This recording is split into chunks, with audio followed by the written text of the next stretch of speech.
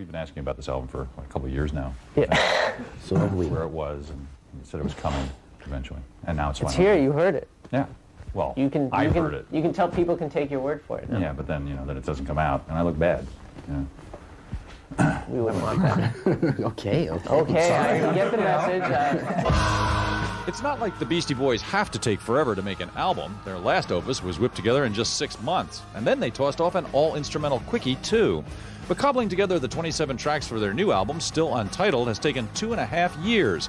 And with drummer Mike D deep into running the Beasties' record label, Grand Royal, and bassist Adam Yauch preoccupied mounting Tibetan freedom concerts, a lot of the musical burden this time around fell on guitarist and homebrew beatmaster Adam Horvitz. Well, a lot of times while I'm focused on the Tibet stuff and Mike's working on the label, this guy is going nuts on the SP1200, and a lot of the beats on this record are all stuff that Adam's made over the last couple of years on the SP12. He's just got like boxes and boxes of discs. He'll come up with complete songs with just 10 seconds of sampling, and it's pretty amazing.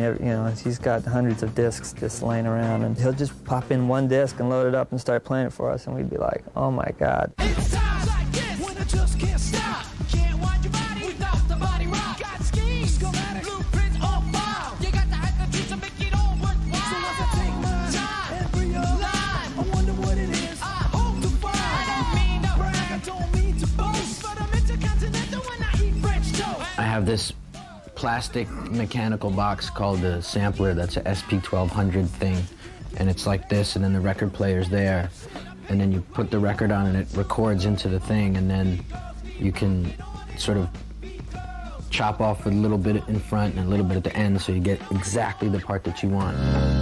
Having ditched a once blossoming acting career for the moment, Horvitz now stays home and devotes most of his time to cooking up monster whops for his band.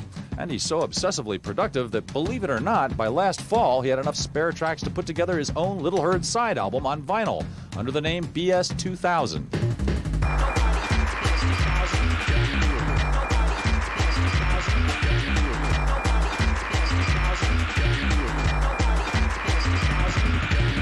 Do you ever find yourself becoming totally obsessed with this and you have to Completely step back obsessed for a minute? with it. It's like playing Tetris or video games. Yeah. It goes over and over in your head when you sleep.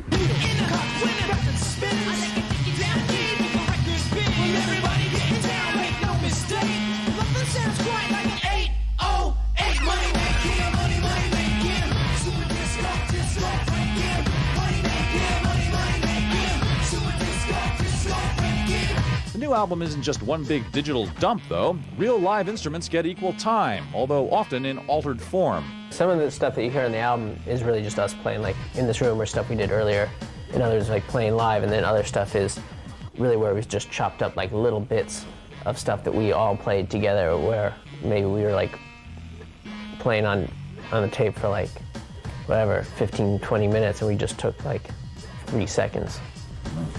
But that could be the primo 3 seconds. There are even some ballads on the new Beasties album. Yauch sings, and all kinds of sonic surprises too, culled from an unusually rich backlog of some 60 potential tracks. First we put down all the songs, then we look at it and we say, well, let's break down the live songs with the rap songs, and then we break down, into subgroups of like the A-sides and the B-sides, or the priority and stuff like that. And you note all the beats per minute, so I mean, is that valuable in sequencing? Yes and no, not really for sequencing. Actually, we haven't even looked at it for sequencing, but just for myself as far as the computer, because a lot of times we'll start one song and don't know what to do with it, and then we have another song, we don't know what to do with it, and we'll just merge them.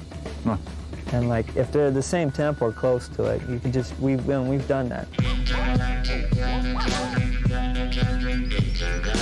As always, there are some intriguing cameo appearances on the album, although not from the usual suspect pop fans may be accustomed to. Have you got any calls from Puffy?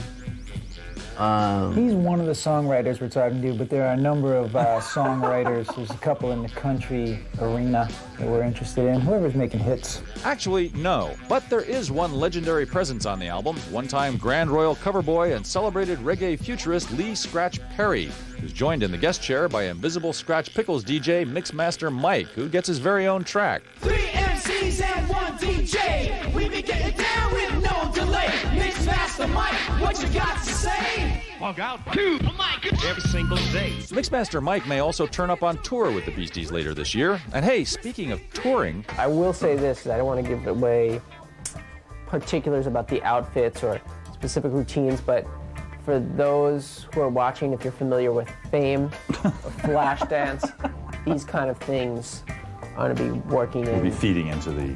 Exactly, just a lot of exuberant dance numbers. Movement shots. Movement shots.